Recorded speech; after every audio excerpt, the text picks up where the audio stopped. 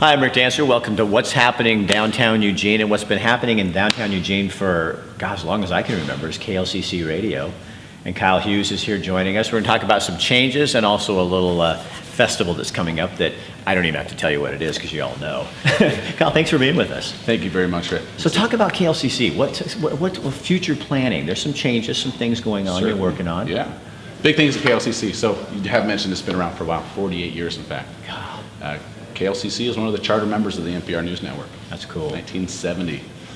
We are part of Lane Community College. And about 8 years ago, we moved our studios downtown after a very successful capital campaign to be closer to the revitalization efforts. And so I think a lot of big things have happened since then. But of course, with KLCC, our big focus right now is the 2016 Microbrew Festival. This thing, when did you first start the Brew Festival? Because I feel like I've been going forever. When did it start? Well, it had been around for a while before KLCC took it over. Previously, I think it was a fundraiser for the Easter Seals, if you remember them. And so we've been doing it. This will be the 14th iteration of the KLCC Microbrew Festival. Wow. And it will be bigger and better than ever. I mean, you guys have really made a name for this, where people, it's at the fairground, you need the fairgrounds to get everybody in. Right, and I've been lobbying for the last couple of years that we actually take over the hall next door too to make it even bigger. But we're really maximizing the space. This year we'll have 83 breweries and over 200 beers. Now, how important is the funding that you get from that? Oh, it's huge. It's really huge. As a public radio station, fundraising is a big part of what we are forced to do every year. And so you've heard us on the air, 2 or 3 times a year, you'll hear us making the pitch on air. Well, that accounts for a big portion of our annual fundraising, our annual revenue. But about 7 to 10% of our operating expenses are funded through this one festival, 2 days, the Friday evening and all day Saturday around Valentine's Day weekend this year.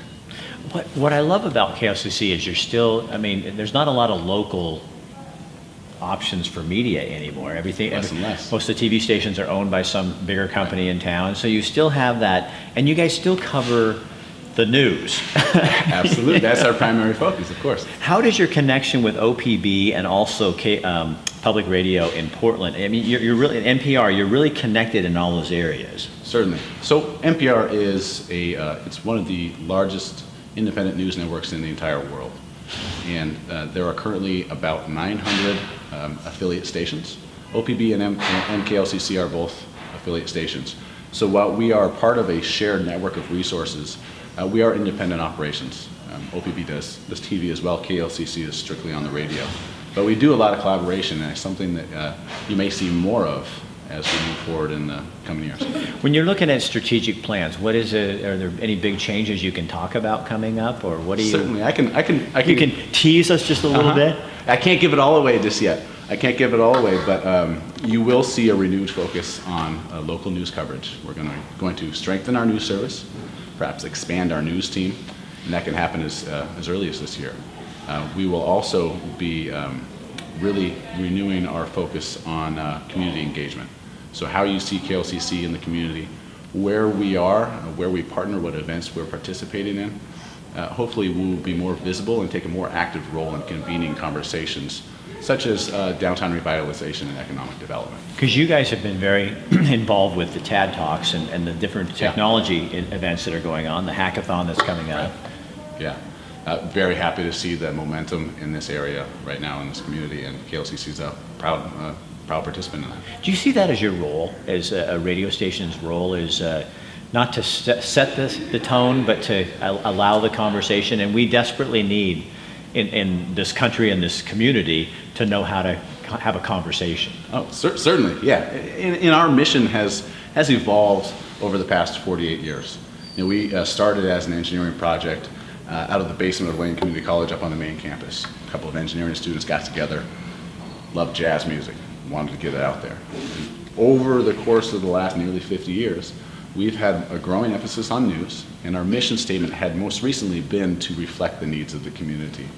And we are now focusing more on engaging the community, enriching the mind and the spirit.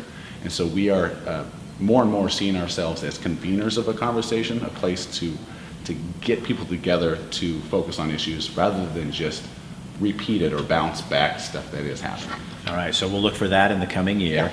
And don't forget the Microbrew Festival. And again, when is it, and how do people find out more about it? Valentine's Day weekend this year. It's February 12th and the 13th. It'll be at Lane Fairgrounds, the event center. All the information is on our website, klcc.org. But I really encourage people to participate in the event because it is such a big part of our funding. You can participate by volunteering, by showing up. 100% of the proceeds go to fund KLCC. This is about KLCC and community. Absolutely, yeah. There's two. That's a good beer. Exactly. There's two main things that I think is pretty essential to Oregonians. Quality public radio that really upholds values of journalistic integrity in an environment with decreasing options for great news. Right. And also, of course, celebrating wonderful craft beverages, namely beer, ciders, and meads even. All right. Kyle, thank you so much. Thank you very much, Rick. That's what's happening in downtown Eugene.